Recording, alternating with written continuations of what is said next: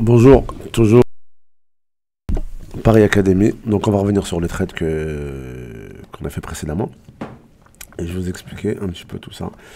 Donc on est sur le DAX, hein. On avait un marché qui avait rebondi et qui était en hausse depuis 2 jours. D'accord, donc après avoir fait toutes les formalités du morning, les analyses fondamentales, analyses graphiques, etc., que vous pouvez faire chez vous, qu'on a fait ici en salle de marché et qu'on apprend à nos élèves ici à Paris Academy, mais que vous pouvez faire facilement chez vous. Et on vous fera une vidéo si ça vous intéresse sur le morning, hein, sur les différentes étapes, comment se déroule la journée d'un trader. Vous dites-nous en commentaire si ça vous intéresse et puis on pourra vous faire une petite vidéo comme ça. Donc là, on avait un marché qui était en hausse, d'accord. On avait vu, bien sûr, avec le carnet qu'on avait une petite pression encore à l'achat ici. Et on a un marché qui a bloqué ici à 12 875 points et qui est parti en range. Donc on a tradé le range, d'accord. On a attendu ici que le range se confirme. Et comme on avait toujours une pression à l'achat, qu'on pouvait constater au carnet, d'accord, avec une cloche qui se dessinait, une faible volatilité certes, comme je vous l'ai dit, mais on s'est quand même permis de le prendre en long. Donc on a pris un trade en long. Ensuite, comme je vous disais, le stop ne le collait pas trop parce que comme vous voyez ici sur le fake break, vous pouvez sortir en perte, alors que normalement c'est un trade où vous voyez où vous allez gagner. Donc serrez pas trop vos stops. Donc là, ici, comme vous l'avez vu, on a eu le fake break ici. Et mais comme je vous disais au carnet, on voyait toujours qu'on avait une pression à l'achat. Donc, et on avait l'acheteur qui était toujours actif sur le carnet. Donc la cassure était une fausse cassure. Donc on a gardé le trade.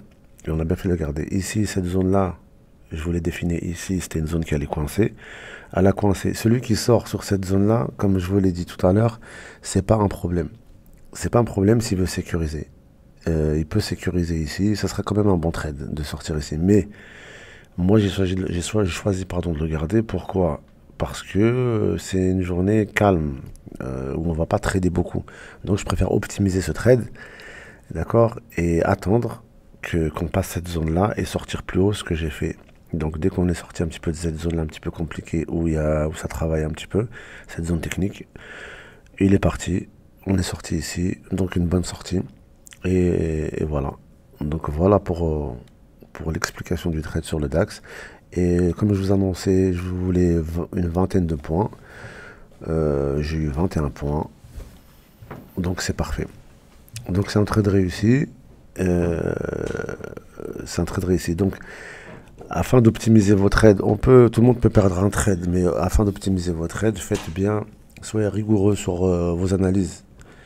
Sur votre morning, soyez rigoureux, faites bien votre travail comme il doit être fait, d'accord, et comme ça vous pourrez optimiser votre trade et avoir des meilleurs résultats sur le long terme. Sur le long terme, bien évidemment. Le trading, c'est pas à court terme. Si vous perdez un trade, c'est pas méchant, c'est rien. On enchaîne. Donc voilà pour l'explication du trade que j'ai fait sur le DAX. Et comme je vous l'ai dit tout à l'heure, si vous voulez une vidéo sur les détails de la journée d'un trader et du morning, comment ça se passe afin d'optimiser votre trade, mettez-le en commentaire. Et voilà.